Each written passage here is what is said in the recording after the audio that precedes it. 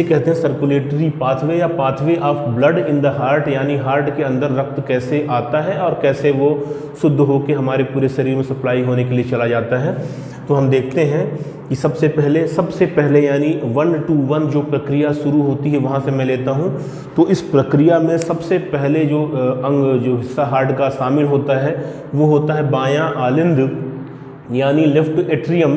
इस बाएं आलिंद में दोनों फेफड़ों से पल्मोनरी वेन के द्वारा शुद्ध रक्त जो है वो बाएं आलिंद में 4 ओपनिंग्स के माध्यम से, यानी 2 बाएं फेफड़े से और 2 दाएं फेफड़े से निकलते हुए दाएं आलिंद में चारों ओपनिंग्स ओपन होती हैं, चारों छिद्र खुलते हैं और वहाँ पर शुद्ध रक्त को जो है वो बाएं आलिंद में छोड़ दिया जाता है। उसके बाद जो माइट्रल वाल्व होता है वो माइट्रल वाल्व खुलता है और माइट्रल वाल्व खुलने के बाद जो पूरा का पूरा रक्त है वो दाहिने यानी क्षमा करिएगा वो बाएं यानी लेफ्ट वेंट्रिकल पे, यानी लेफ्ट हार्ट की बात हो रही है अभी।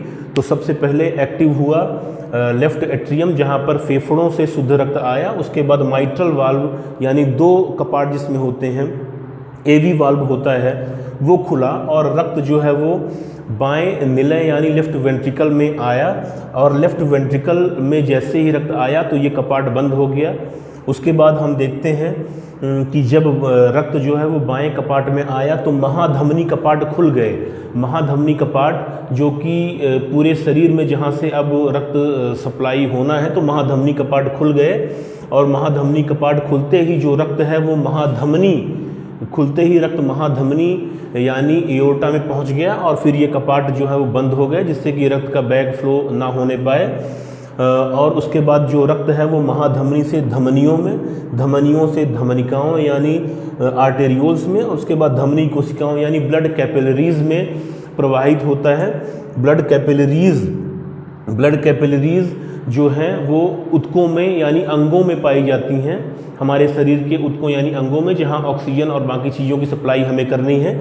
और उसके बाद उस सप्लाई के बाद सिरा कोशिकाएं यानी जो वेन की कैपिलरीज हैं वहाँ पर जो रक्त है वो पहुँचता है। उसके बाद वो सिरिकाओं यानी वेन्यूल्स में, उसके बाद सिराओं यानी वेन्स में, और उसके बाद अग्र एवं पश्चिम महासिरा एवं यानी इन्फीरियर और सुपीरियर वेना केवा, जो कि मैं आपको पहले बता चुका हूँ। अब रक्त यहाँ पहुँचता है और यहाँ पहुँचने के बाद रक्त जो है वो दाहिने हार्ट के ऊपरी भाग यानी दाहिने आलिंद में खुलता है, यानी हमारे शरीर से जो अब रक्त आया अशुद्ध रक्त वो अब दाहिने आलिंद में खुला। इसमें कुल 5 ओपनिंग्स होती हैं, बाएं तरफ 4 और दाहिने तरफ 5 ओपनिंग्स होती हैं, 5 छिद्र होते हैं।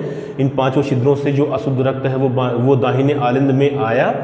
तो हम देखते हैं कि दाहिने आलिंद में आया।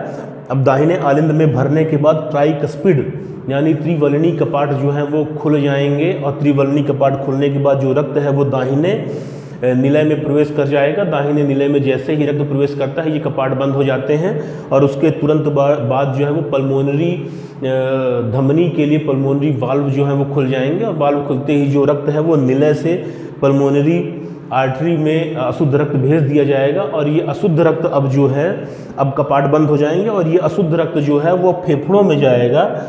और ये फेफड़ों में जाने के बाद हम चूँकि ऑक्सीजन लगातार लेते रहते हैं तो ये फेफड़ों में जाने के बाद ये अशुद्ध रक्त ऑक्सीजनेटेड होगा।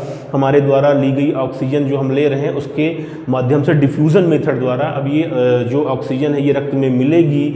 हीमोग्लोबिन जो है वो एक हीमोग्लोबिन 4 ऑक्सीजन के अणुओं को पकड़ेंगी, अस्थायी बंध बनाएंगी और उसके बाद यह जो शुद्ध रक्त है अब वह पल्मोनरी सिरा यानी पल्मोनरी वेन यानी दोनों फेफड़ों से निकली 2 पल्मोनरी वेन यानी अब ये 4 पल्मोनरी वेन जो हैं अब ये खुलेंगी हमारे हार्ट के बाएं ऊपरी भाग यानी बाएं आलिंद में। और इस तरह ये जो पूरी साइकिल है सर्कुलेशन की वो पूरी होती है। तो इसे हमें पॉइंट टू पॉइंट याद रखना है।